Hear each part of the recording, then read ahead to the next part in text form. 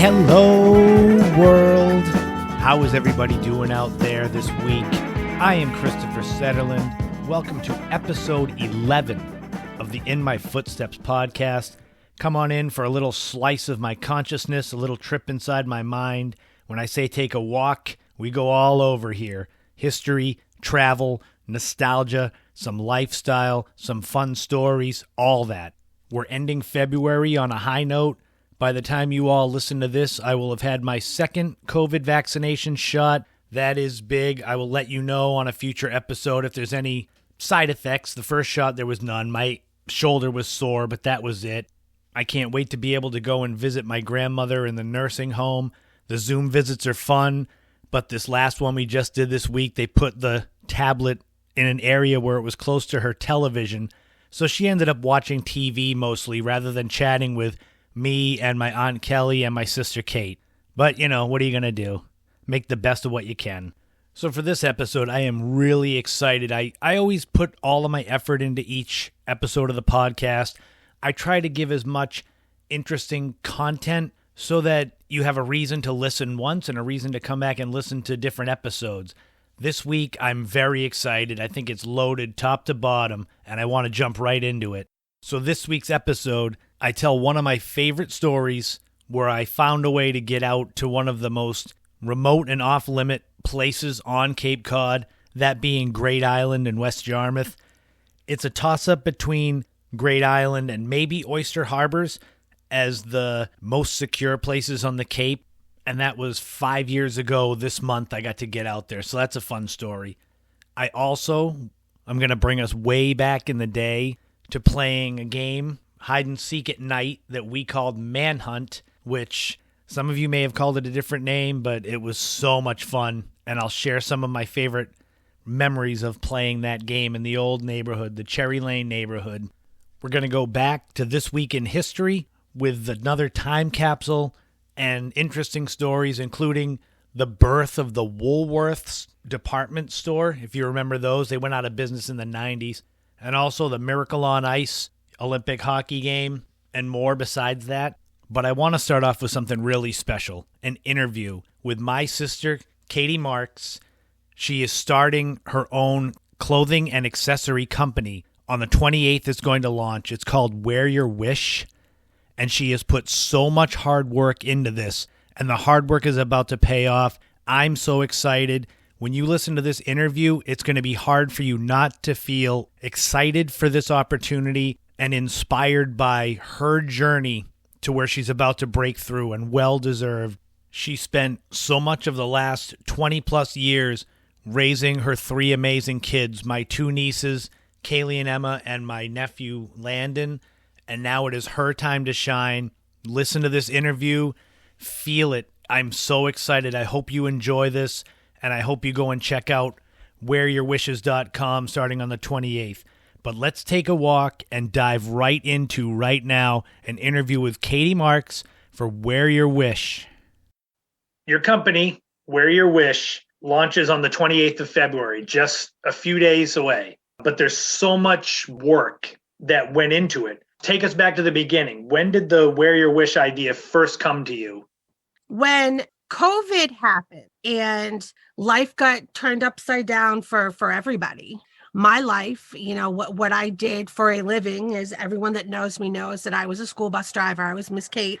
I just knew that when it happened and the world kind of shut down, I kind of got put into a panic mode because I didn't know what I was going to do. You know, I have an autoimmune disease. I knew that I wasn't going to be able to just jump back in the seat when the time came.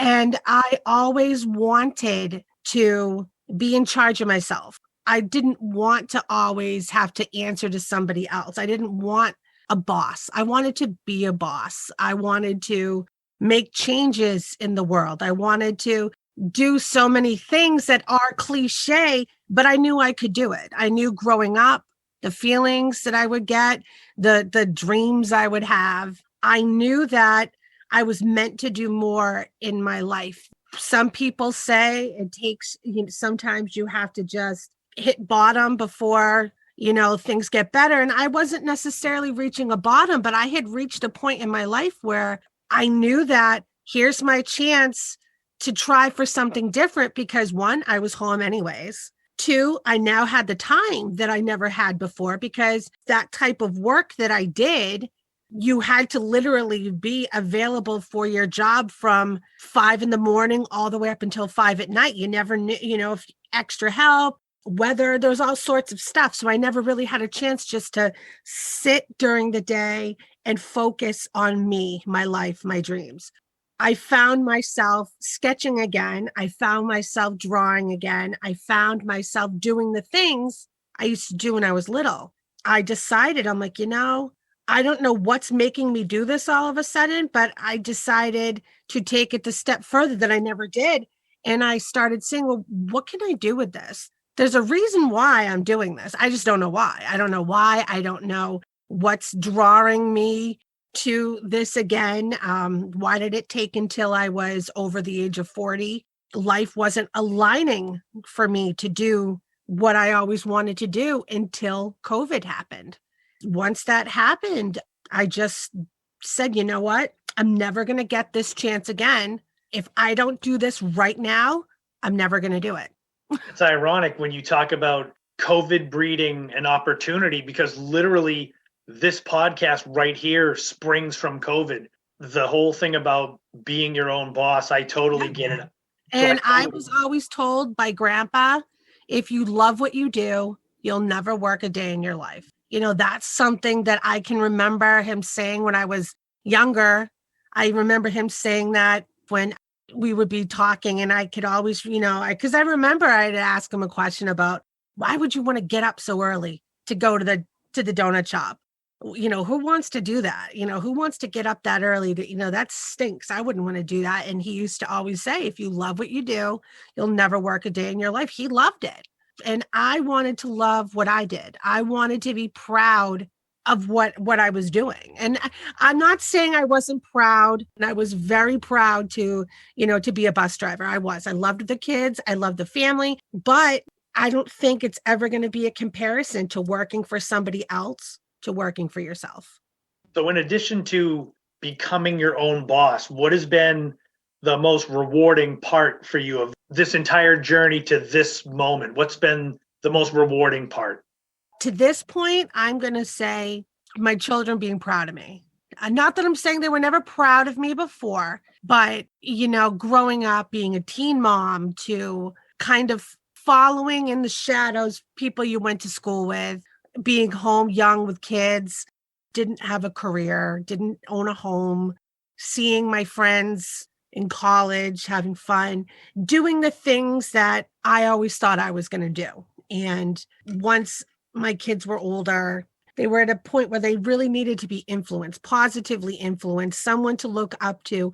I wanted to be that person, but I was also young myself and made lots of mistakes on the way with them. And I know when I used to have times by myself, and it wasn't a lot when you were a parent, I would always say when I would be speaking to whoever was listening to me, I want my kids to be proud of me. I want my children, when they are adults, for them to be able to say they were proud of me.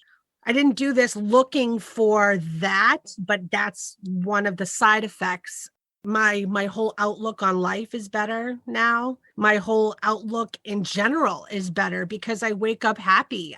I say go to work, which literally going to work is opening my laptop. I love going to work. I love my Zoom meetings with my great team I have. I love seeing my girls excited for their mom. I love seeing them sharing on their social medias how proud they are of me. And also sharing my vision with people and seeing the look on their face when they get it. It's not as easy to just say, wear your wish and it's about wishing. Yeah, it is, but it's more than that. It's the feeling, it's the motion. And when I sit down and I explain it to people and then they get it and then they can start to kind of share back with me the feelings that they got and hearing they're getting exactly what I want them to get. It's great. It's a great feeling. Naturally, with the rewarding part of the journey, there's also difficulties. So anyone who might be listening to this that's looking to be an entrepreneur themselves, what have been some of the challenges that you've had to go through? Because this has been a long process. To anybody that's looking to start a business, and in my type of, I think any business, knowledge is power. You cannot have enough knowledge when you're starting your own company. Reach out to people and reach out to them again. A lot of times you ask somebody, can I buy you a coffee and, have an information download?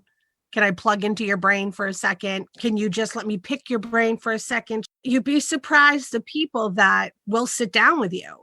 You're benefiting, but they're benefiting because they realize that they are doing something that somebody else sees as valuable, and you're getting value from their words. So for me, I thought I knew more than what I knew.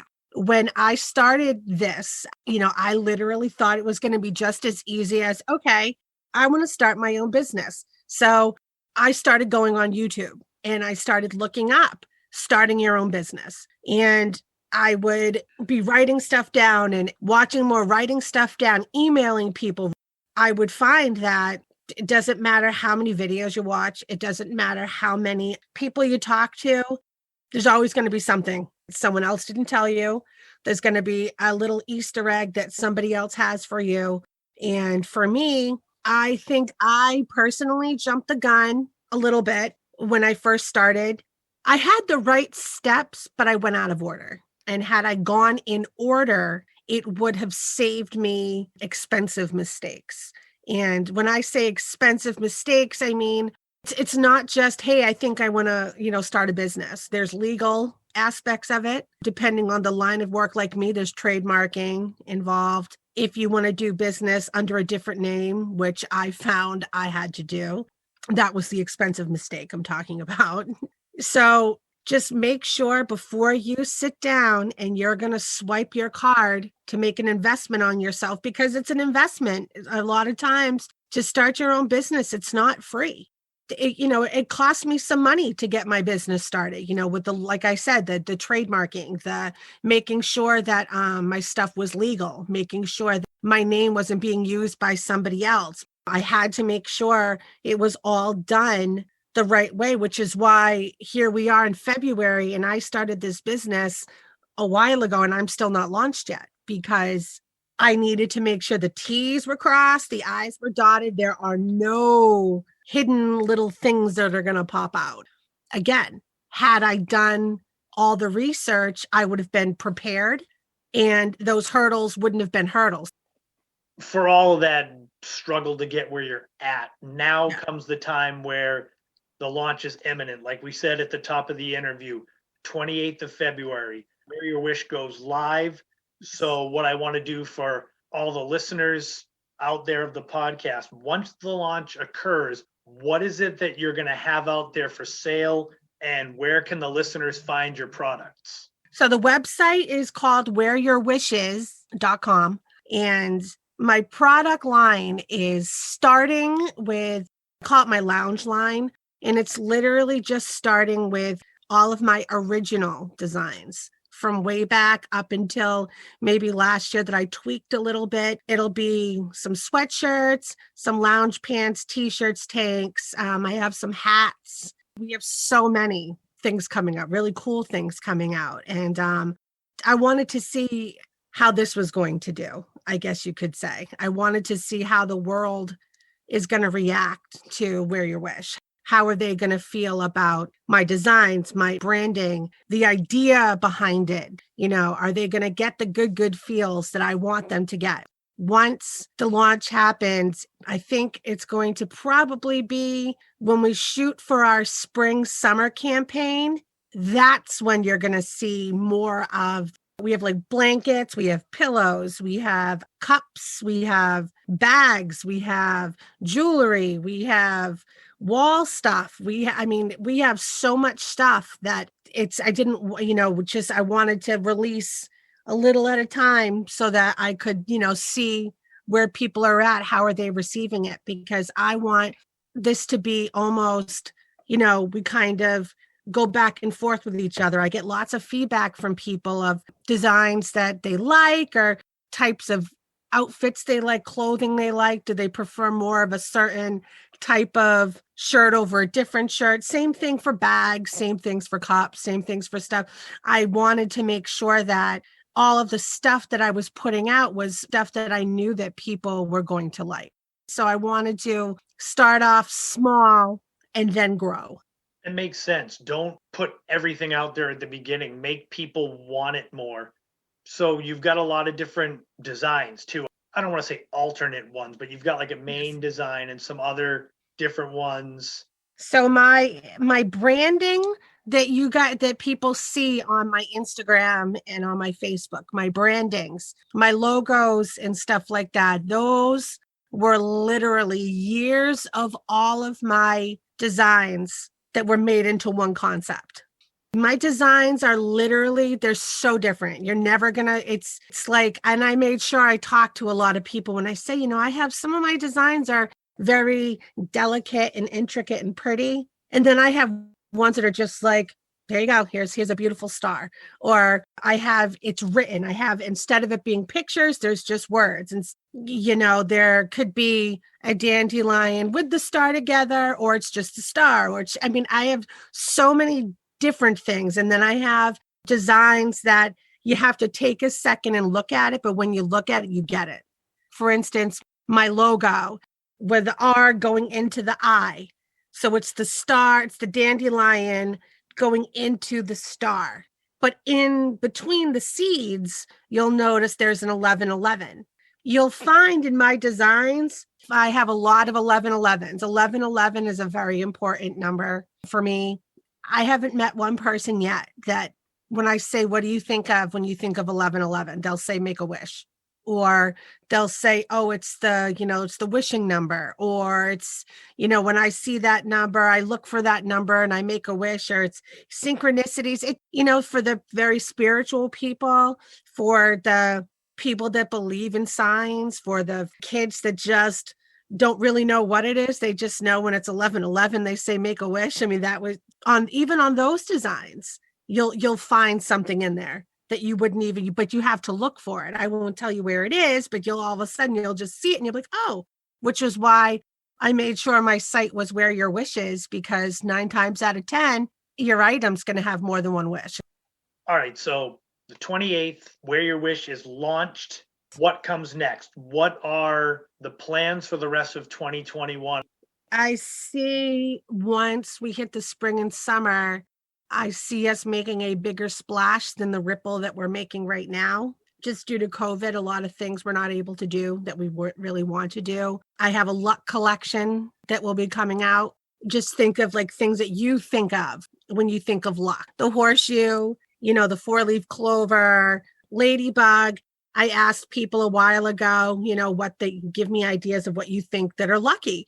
I have always wanted to be able to help others. And I try to do it as much as I can. I wish I could do it more. I see myself being able to give back to the community, give back just in general. I'm hoping that my company will get to the point where I'm able to do that. So you've got the website, whereyourwishes.com. Where else? I know you said Instagram. If you want to just give anything you want plugged as far as Instagram, I know you've got a Facebook page, just so that the people listening can go and find you. If you go on whereyourwishes.com and enter your email address in, I have there's a contest being run that everybody that signs up on my list gets entered in to win a free hoodie. On Instagram, it's Where Your Wish with a dot in between each word. On Facebook, it's just Where Your Wish. My logo is a dandelion with Where Your Wish right next to it. That all sounds great. It's really exciting, and it's been a long time coming. I know I've been hearing all about as you went on, and it's so exciting that it's finally here. Like we've been saying, I've had a lot of people have told you like it's gotten good reviews and feel like I can see this taking off. And that's why it's great to get you on the podcast and have you talk about it now before. We're going to watch the whole journey, because Where Your Wish is going to be a frequent sponsor of this podcast.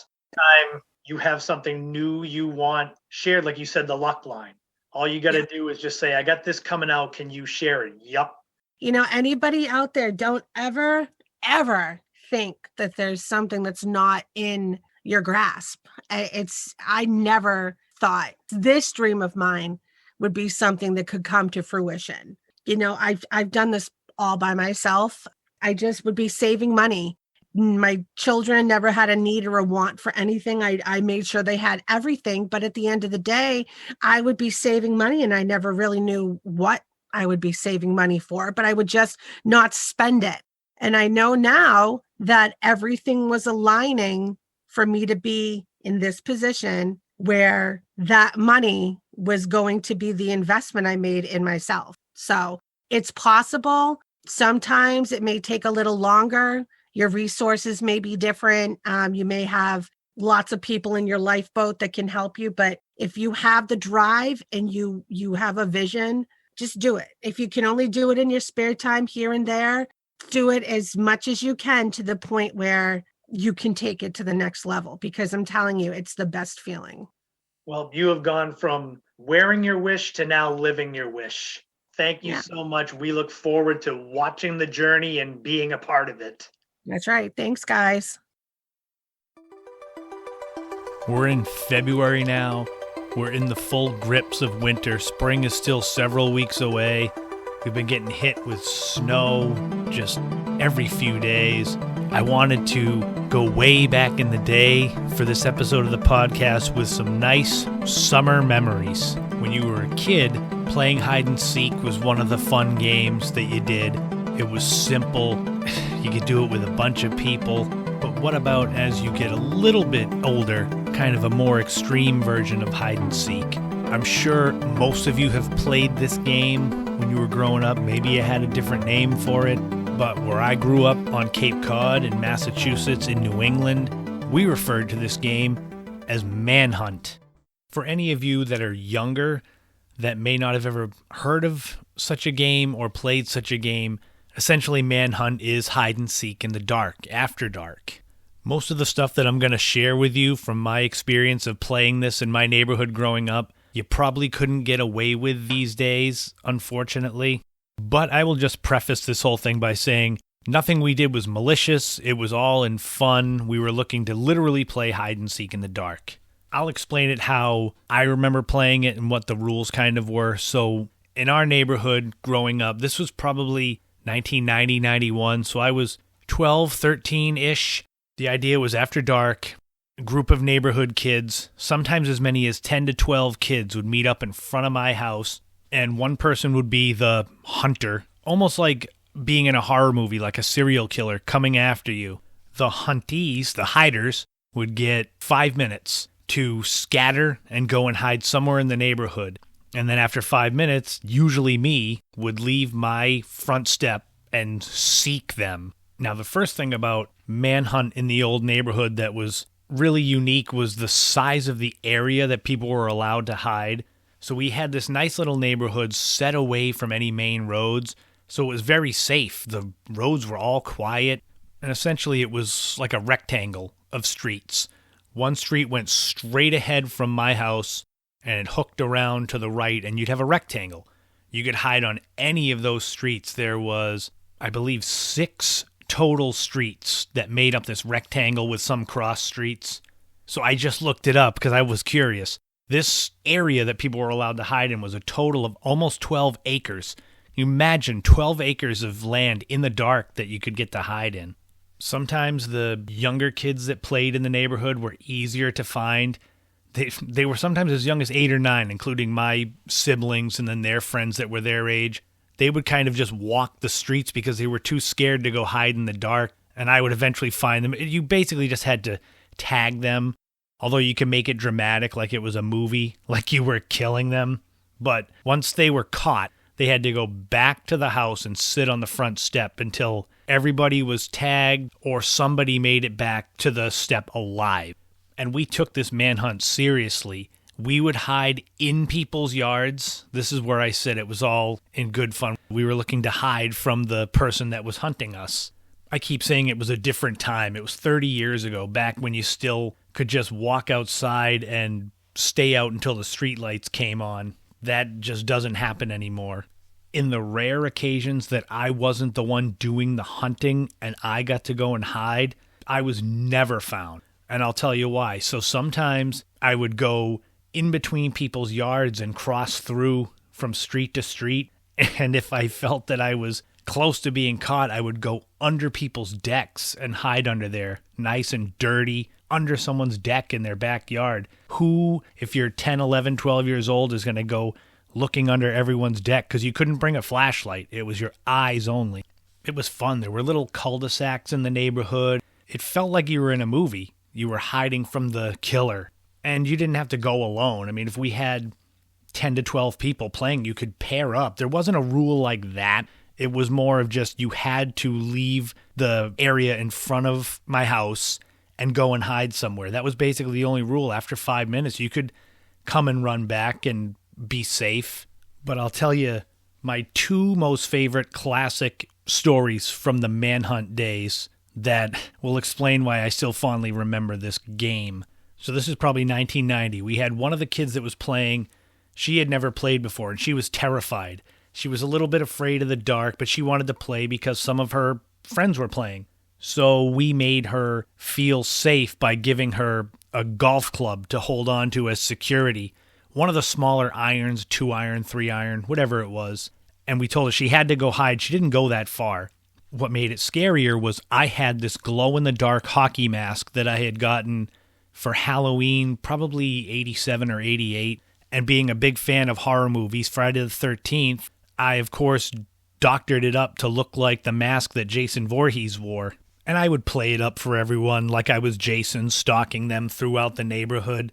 And that was always fun, and I'd pretend I was killing them. So this girl, she was just so scared, and I was coming down the road. I could see her. She was basically in the street because she didn't want to hide in the dark, and she was clutching the golf club like it was her best friend. And I did my Jason thing. I sneaked up on her and spooked her, grabbed her shoulder, and she screamed and pulled away and turned around and swung that golf club and caught me right between the eyes with it. I don't remember if she dropped the golf club and ran home, but she was gone. I dropped to my knees and just held my face. Luckily, the mask broke the impact. And the funny thing is I still have that mask. It's now all old. I don't know if it glows in the dark anymore, but it's got a crack right across from one eye hole to the other from where she hit me in the face with a golf club 30 years ago. The second story is probably my favorite. It's one of my favorite stories to tell from my childhood, period. So being a horror movie fan, I also had the Freddy Krueger glove because I went as Freddy from A Nightmare on Elm Street. One of the Halloweens, I had it. It was a plastic one, not with real knives. I think actually one of our dogs chewed the nails up on it at one point so it got ruined. But at this point, it was still complete. And for a long time, my friend Matt, who we had grown up together, he lived a few houses down from me. He always wanted to be the hunter, the Jason. And I would be stubborn and just say, no, you're not wearing my mask. So one time I relented and gave him the Freddy glove and a hat to wear. So for this game of Manhunt, there would be two killers. Just like the Freddy vs. Jason movie, except this was 1991 and we were way ahead of our time. The gist of this game was that we would go out and we hunted everyone. And once they were all rounded up, we went into my backyard with the spotlight on the grass, the yard, and it would be the big final battle between Freddy and Jason. And the rest of the kids that had played were kind of gathered around. It was like watching a street fight in an alleyway. And here we are, Freddy and Jason. Matt and I come together. We were going to start to battle it out. And we had like 5 seconds where we were grappling. And then it was probably me, slipped in my dog's poop and fell into it, both of us. We were just splattered and covered in dog poop laying there. The game ended right after, trust me. We were done. It was like you couldn't have made that up, where I just slipped and feet up overhead and just splat on my back. Just a classic moment. I love those days. Like I was saying, you can't do that these days. I don't think, I mean, sometimes the neighborhoods you've got that are quiet, you might be able to play tag. If I would bet if you were playing like we did, the police would get called on you. We were doing nothing malicious, but at times we could be loud, and it would sometimes be 9:30 at night, we'd be out playing this in people's backyards. So yeah, I guess looking back, we were lucky, because I could see that being a problem these days. The irony is that I always talk about the onset of grunge music and Nirvana kind of changing my view and opening my eyes, and basically Manhunt went the way of the dodo bird after Nirvana came out. We didn't play anymore after that. We had all the same kids, but you get to be 13, 14, you kind of change your view. So it was only a couple years that it was a big thing. We'd play it in the summer 2, 3, 4 times a week. We'd gather everyone, get on our bikes, and go to people's houses and say, we're playing Manhunt tonight. Make sure you come up to the house at dusk or after dark, 8:30, 9 o'clock. I definitely miss those days. Did you guys play Manhunt? Did you call it something else? I feel like hide and seek after dark was a common thing. It was definitely not a Cape Cod game. And did any of you have any funny stories like the Jason mask that I had getting smashed with a golf club or falling in dog poop? I think there was one time that I jumped off a shed onto a kid and I thought I broke his arm. I didn't, but that was one of those, you're 13 years old, you think you're invincible. I jumped down off the shed on him. That was crazy. But I hope those stories gave you some warm summer memories as we keep going through winter. Don't worry, spring will be here eventually. There are 2 fun cliche catchphrases in life that I like to spout. One is, it's as much about who you know as what you know. And the other one is, sometimes it's better to be lucky than good. And both of these the catchphrases come together in one of my favorite stories to tell. And that's the story of how I got out to one of the most highly secure places on all of Cape Cod, and that's Great Island in West Yarmouth. So flashback to 2011, I had gotten my first book deal for the In My Footsteps, a Cape Cod travel guide book through Schiffer, and I spent a lot of time researching places I wanted to include, and some of them were places I hadn't been, and the idea behind that was I could say, I'm writing a book, and I can put your whatever in the book, and it maybe would be a way to get me in there. Every place that I had to contact for permission all said yes, including Wings Neck Lighthouse, which is in Pocasset, and that's on private property, but the people that run it, that manage it, they gave me permission to go out there and shoot it for the book, and they said, if anyone says anything, you tell them that I said you could go out there, and that was nice. It made the book feel more of a complete Cape Cod. That is until I tried to get out to what was my crown jewel at the time, a spot called Point Gammon Lighthouse at the tip of Great Island in West Yarmouth. Point Gammon is part stone, part wood. It's conical in shape at the bottom, and it was originally built in 1816, and it actually was decommissioned in 1858. So it's been sitting out there just kind of as a reminder of a bygone era for over 150 years. And I'll get more into Point Gammon Lighthouse and its history on its own in a future podcast, but I like to tell this story of how I ended up face to face with this lighthouse. Essentially, in 2011 and 2012, I tried a couple of times to contact the Great Island Housing Authority, and I stated my case. I said, I'm writing a book about Cape Cod. I'm going to showcase all these places. I said, I would love to have permission to go out there and just take a few pictures of Point Gammon Lighthouse. He said, you can chaperone me and you can see the photos. I tried to make it real easy on them. The first time I called, they literally said no and hung up. That was my conversation with them. So I tried a second time, and I called up and I stated my case again about the lighthouse. And the response this time was, what lighthouse?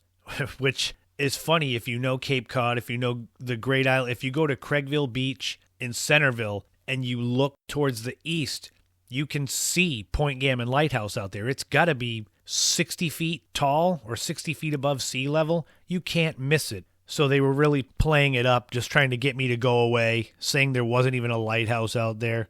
My deadline came and passed for the first book. I had to go with what I had. 95 places. It's very comprehensive when it comes to things to see on Cape Cod. But I didn't stop my quest to get out there and get a photo of the lighthouse. I did an interview for Cape Cod magazine, and when they asked me they wanted to meet with me and take a photo of me somewhere that was in the book, and I very strategically suggested Keys Beach in Hyannis, which is, You head south off of Main Street.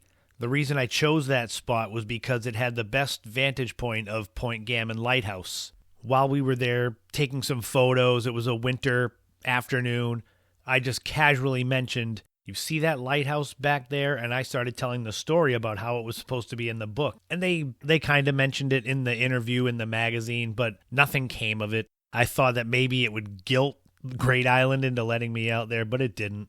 My next opportunity to get out there came a couple years later when my mother's second husband, my first stepfather, he had been doing some part-time work at the guard shack to get out to the island. And he had dropped a mention to the people that he worked for that I was interested in getting a photo of the lighthouse. So they agreed, but here was all the catches. First of all, they had to chaperone me, which that's understandable. Second of all, I think they said I could get one photo. And third was I could never show it to anyone, let alone post it on social media. So it would literally be like just my memory of going out there. I would have one photo that I couldn't show anyone. It would be like FBI classified. I kindly turned them down. I said I'd rather not go at all than have that happen. Time passed again until 2016, 5 years ago this month, when I finally got out there. One of my mom's oldest friends, Debbie, she's very well known in the town of Yarmouth. Her kids grew up with my siblings. I spent so much of my high school years down there at her house, hanging especially with her son, Rob, who's a couple years younger than me, but we were really tight. Our families were really tight. And she got in touch with me saying that she had a friend that had a house on Great Island. She was selling the house, so people were going out there, and she was selling like an estate sale, selling furniture and such. And she was excited to tell me that she had gotten me a day pass to go out there. So she was already an invited guest of her friend, and then there was an extra day pass for me.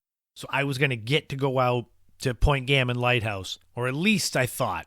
We drove down the approach to the guard shack and pulled up, and there's the guard there. Debbie explains the situation. She has a friend that lives out there selling her house. We're going out there, and we might just take a little drive out to the lighthouse because she said, "This guy's an author. He just wants a photo of the lighthouse. He's been trying for years. We have a day pass." She showed him the day pass.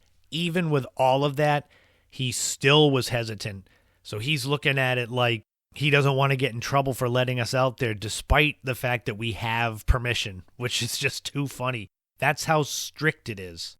Eventually, he relented and gave us 10 minutes total. So we passed the guard shack, started driving out there. After the guard shack, maybe a couple 100 yards out there, there's another guard shack. This one was empty because it's February. You keep driving past there, and eventually you get to a third layer of security, which is a chain link fence with the keypad on it. It was open because it's February and there's not many people out there. And we kept driving further. It's about 2 miles to the end of the island, but the guard at the first guard shack had said, "Keep an eye out because there's a man that lives out there, and basically his only job is to look for cars that don't belong." And he said that Debbie was lucky because her car looks like someone's who lives out there, so he was unlikely to call the security. 4 layers of security. We pulled up to the lighthouse. It was like a scene out of a movie.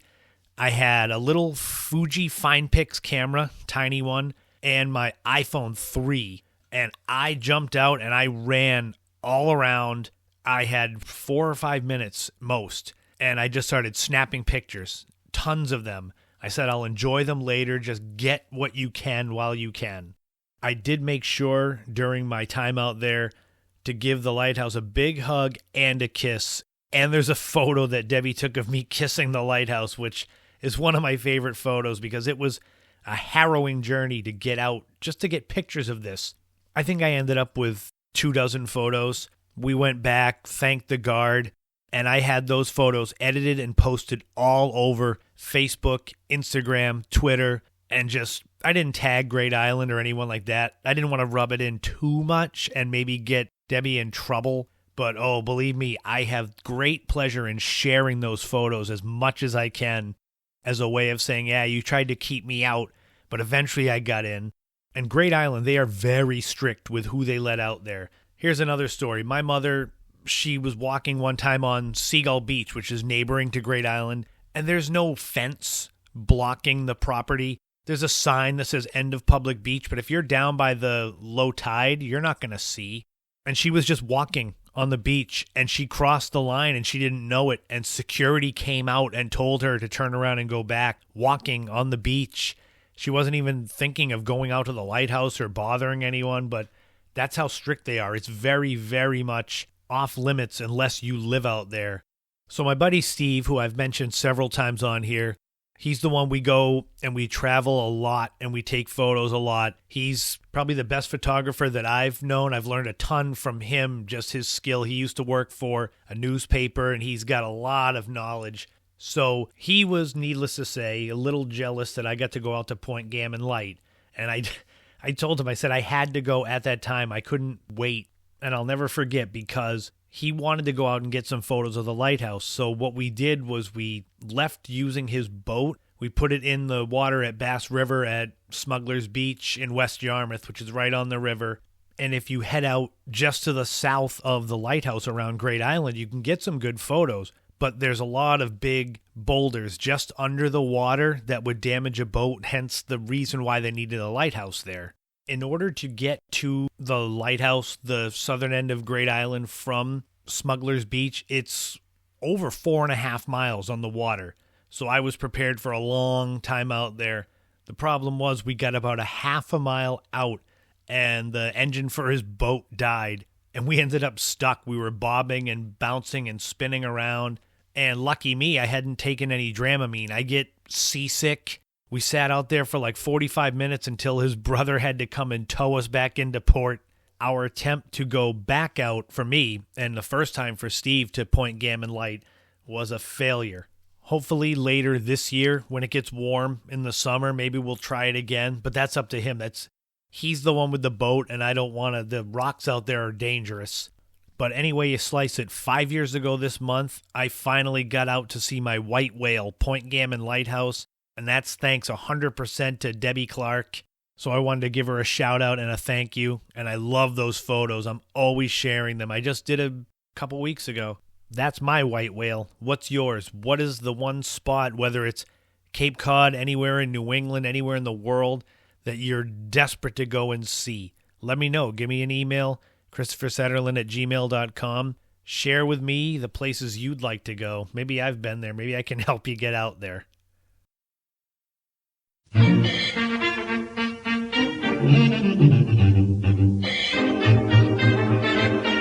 It is time for This Week in History once again. Let us dive into some stories that have happened this week going back in time.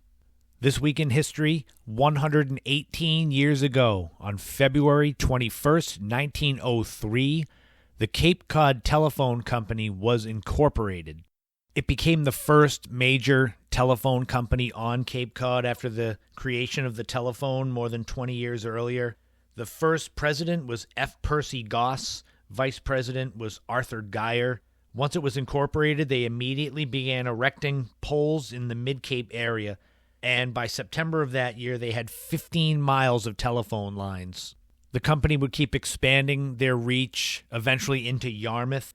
And for several years, the Cape Cod Telephone Company was a monopoly on Cape Cod for much of that first decade of the 20th century. They ended up topping out with many miles of lines, but over 200 phones, which today sounds like nothing. There's more than 200 phones on the street I live on. But back in 1903 through the end of the first decade of the 20th century, that was pretty big. After a short run as a monopoly on Cape Cod, the Cape Cod Telephone Company was sold in June 1913 to the New England Telegraph and Telephone Company. Over the years, through many other acquisitions, New England Telegraph and Telephone is now Verizon. And although its run on the top was very brief, the Cape Cod Telephone Company is nonetheless important in those early days of the telephone industry. This Week in History, 142 years ago, February 22nd, 1879, the F.W. Woolworth Company was formed. Founded in New York City by Frank Winfield Woolworth, it was the first actual discount retail chain as far as department stores go. The 5 and 10 store, in other words, a store that sells everything in stock for 10 cents or less. Woolworth took full advantage of being the first chain store. Within the first decade, they had 21 stores in Pennsylvania, New Jersey, New York, Delaware, and Connecticut. By 1904, Woolworth had expanded almost nationwide, with 120 stores in 21 states as far away as Colorado. In 1913, the company had gotten so big that the Woolworth building, the company's headquarters in New York City, was built, and it was the tallest skyscraper in the world until 1930, when the Empire State Building was built in New York City. Throughout the 20th century, Woolworth continued to grow. They actually acquired other store chains, including Kinney Shoes and Foot Locker. But by the 1980s, despite having more than 8,000 stores worldwide, Kmart was kind of creeping in and taking some of their business. That would be exacerbated by Walmart and Target. I can remember there being a Woolworth in the Cape Cod Mall growing up. That, I believe, went out of business probably 93 or 94. And I can remember going in there with my friend John when they were having the big going out of business sale, and it looked like a bomb went off inside the store. By 1997, Woolworth had gone out of business as far as a traditional retail store in the United States. But Woolworth actually kept going through the end of the 20th century. The company changed its name to Foot Locker Incorporated. So Woolworth became more of an online brand, and there are a few stores still around, though they're very hard to find. It is a far cry from how big this company was. Growing up in the 21st century, the younger generation, you have no idea how big Woolworth was. But just like the 5 and 10 discount stores, Woolworth has kind of gone the way being a part of history. Woolworth had a legacy that lasted more than 120 years. And this week in history, 142 years ago, the F.W. Woolworth Company got its start in New York City. This week in history, 41 years ago, February 22nd, 1980, the U.S. hockey team defeats the Soviet Union in the Miracle on Ice game. It is widely known as one of the greatest upsets in the history of sports, where a team of basically but unknowns on the American team defeated the Soviet team that was considered by many to be possibly the best hockey team ever assembled. 10,000 fans attended the game in Lake Placid, New York at the Olympic Winter Games to watch the American team of basically college players go up against the Soviet team that had won the previous 4 Olympic gold medals. And actually, 3 days before the Olympic Games began, the Soviets played the Americans and destroyed them 10-3 in an exhibition game at Madison Square Garden. Very few people gave the Americans a chance when the two played again after the Soviets had blasted through with 5 victories in the first round. The Soviets scored first, and they actually took a 2-1 lead, and again a 3-2 lead before Mark Johnson tied the game at 3. And then, with a little more than 10 minutes to play, Mike Eruzione scored to give the Americans the 4-3 lead, and then they had to drain the clock, and the crowd was going insane. They made a movie about it. If you've ever seen the end of this game with Al Michaels' call, "Do you believe in miracles?" It's unbelievable. Besides just being a victory over the Soviets, in hockey, it was seen as symbolic of the Cold War, with the Americans defeating the Russians. And the Americans would go on 2 days later to defeat Finland and get the gold medal. But 41 years ago this week, the Miracle on Ice became one of the biggest moments in American sports history. Finally, this week in history, also 41 years ago this week, February 27th, 1980, the first and only Grammy for disco recording goes to Gloria Gaynor for her song "I Will Survive." The disco craze was mainly a 1970s thing, with the origin in younger baby boomers who felt left out of the hippie counterculture. It spawned in New York City and Philadelphia and kind of got its first exposure when David Manusco opened The Loft in New York City in 1970. Disco continued its upward climb, basically peaking with the movie Saturday Night Fever, and you can think of bands like the Bee Gees, Donna Summer, Casey and the Sunshine Band, and others as being the prototypical disco artist, but the backlash came fast. In July of 1979, the Chicago White Sox baseball team, they sponsored a disco demolition night where people brought in their disco albums and they were essentially piled into center field and exploded during between a doubleheader between the games. Despite finally having a Grammy for disco recording, disco basically started to fade away from the time those albums got blown up in 79. The name disco would kind of be replaced with dance music, so the disco sound didn't die, but people didn't call it that. Basically, the song Fresh by Kool and the Gang, released in November 1984, is kind of regarded as the last disco hit, although disco had been basically dead for a few years. But this week in history, 41 years ago, the first and only Grammy for a disco recording was awarded to Gloria Gaynor for I Will Survive. And for this week's time capsule, we're going back 43 years this week, February 25th, 1978. Speaking of the Bee Gees, the number one song in America was Stayin' Alive by the Bee Gees off of the Saturday Night Fever soundtrack. It was the Bee Gees' biggest hit and probably disco's biggest hit. The number one TV show was Laverne and Shirley, starring Penny Marshall and Cindy Williams.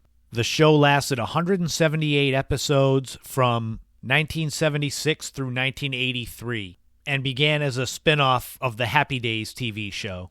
The number one movie in America was Coming Home, a romantic drama war film starring Jane Fonda and Jon Voight. It grossed $36 million worldwide on a $3 million budget, was nominated for an Oscar for Best Picture, and currently has an 83% rating on Rotten Tomatoes. And finally, a gallon of gas on February 25th, 1978 was 65 cents. And that's going to do it for a little time capsule, February 25th, 1978, and this week in history. I hope you enjoyed it. I think going forward, the time capsule, I won't always do a gallon of gas. I'm going to find other things, price of a home, price of a car, just to keep it interesting. Tune in for the next episode of the podcast with more This Week in History.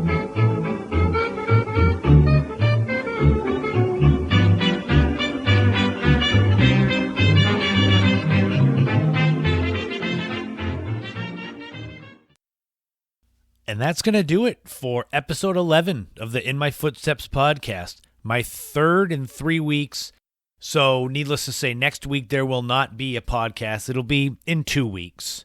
Thank you so much to everyone who has listened to any of these podcasts that I've been creating over the last 4.5 months now. What I'm going to try to do in this off week is maybe come up with some sort of either questionnaire or something. I just want feedback on what people have liked. You know, have you liked the This Week in History? Have you liked the road trips or the back in the day or the main stories that I've been doing? Because I've learned as I started putting together this podcast, you need to always be checking in with the listeners on what they like. You can't just keep putting out the same content and assume people like it, because you never know. So if you're listening to this and you hear that, you can hit me up on Facebook, Twitter, Instagram. I have In My Footsteps podcast pages on Instagram and Facebook. Chris Setterland is my handle on Twitter. You can subscribe on YouTube to my podcast videos. Soon enough, when it gets warmer out, I'm going to be doing more 4K New England videos, but you can go catch up on those. Go check out my Zazzle store, Cape Cod Living. That has a nice Massachusetts After Dark calendar with a lot of my long exposure night photography that are pretty cool. I enjoy doing that, usually when it's warmer, not cold like it is right now. Also, I'm excited to say now that the In My Footsteps podcast is available on my homepage, ChristopherSetterland.com, my home website that was designed and has been maintained by my oldest friend, Barry Menard, a great graphic designer. We grew up together, and I asked him, I said, I want to promote you on this podcast, and he's very humble. He's supremely talented as far as graphic design, writing, music, and just as being a person in general. So you'll be hearing more about him. I pump him up a lot, but I wanted to make sure that you knew that if you see that on my website, that's all his handiwork. Remember, February 28th, wear your wish. Katie Marks, my sister, her clothing, apparel, accessories company is launching. Go to wearyourwishes.com. Follow her on Instagram. Follow her on Facebook. Find it all, because this company is going to blow up. 2021 is going to be her year, and I'm really excited, and I hope you all are too, and we'll show her some support. Stay tuned in 2 weeks for episode 12 of the podcast. We're going to be taking a look back at the Rocky Point Amusement Park in Warwick, Rhode Island. I'll be sharing all the details of what went into the Ancestry DNA test that I took and my results. That's going to be fun. As much as I love my history and my family tree, you'll enjoy it. I'll make it fun. We're going to go way, way back in the day to what it was like to watch film strips and educational TV shows in school. That feeling you got when you walked into a class and a TV or a projector was sitting there, and how exciting it was. We'll have This Week in History and much more. But thank you so much again for listening to this podcast. You can find it wherever you get your podcasts: iTunes, Spotify, Stitcher, Pandora, Amazon Music, iHeartRadio, all of those. Thank you so much. And remember, in this life, don't walk in anyone else's footsteps. Create your own path and enjoy this journey every day the very best you can. Thank you so much, and I'll talk to you guys again soon.